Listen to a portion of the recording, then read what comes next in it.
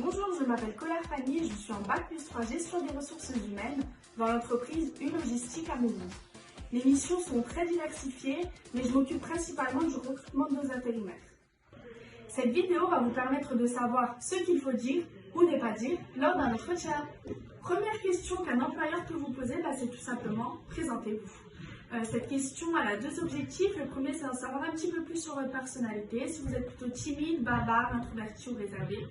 Et le deuxième objectif, c'est d'en savoir un petit peu plus sur votre situation actuelle.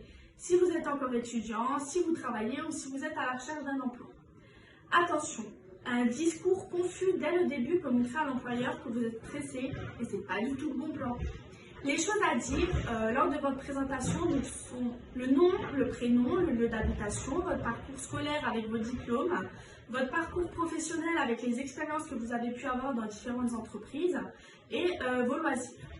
Il ne faut pas dire, surtout pas dire, si vous avez des frères et sœurs, si vous avez des animaux de compagnie, là où vous partez en vacances ou le nombre de fois que vous avez déménagé par exemple. Ça ne regarde pas du tout l'employeur.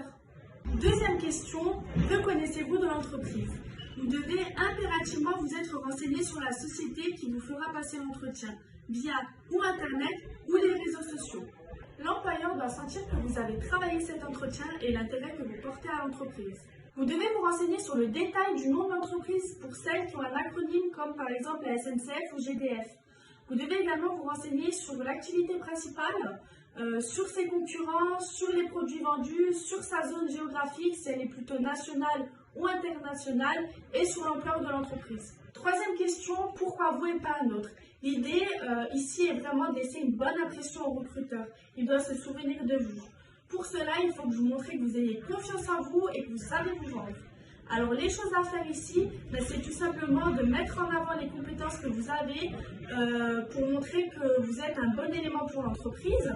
Ce qu'il ne faut pas faire par contre ou pas dire, c'est rabaisser les autres et enchérir votre discours.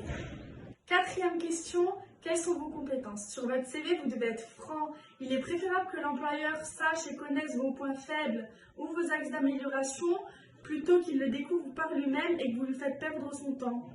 L'employeur, pour voir si vous ne lui avez pas menti, il peut vous faire passer des tests. Donc en exemple de test, il y a le test où il faut rendre un stylo, votre réaction si quelqu'un vous crie dessus, la maîtrise de la langue étrangère, s'exercer en envoyant un email ou en rendant un exercice Excel. Ce qu'il ne faut surtout pas marquer sur votre CV, c'est que vous maîtrisez quelque chose. Vous n'allez jamais pouvoir maîtriser complètement un logiciel EBP, le pack office ou certains logiciels de vente.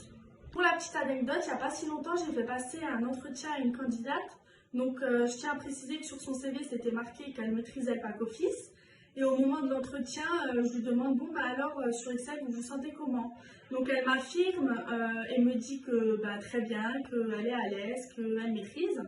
Et puis je lui ai fait passer un test et au moment de la correction, je me suis aperçue que clairement elle ne maîtrisait pas et elle n'avait pas les connaissances basiques sur Excel.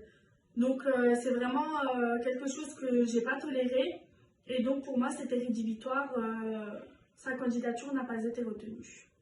Cinquième question, avez-vous des questions? Oui, il faut poser des questions à condition qu'elles soient à bon escient. Exemple de question, quel est l'effectif de l'entreprise? Quels seront mes horaires de travail? Ou bien encore, quelles seront les tâches qui me seront confiées? Attention, il ne faut surtout pas poser des questions auxquelles l'employeur a déjà répondu et encore moins poser des questions qui pourraient le mettre mal à l'aise.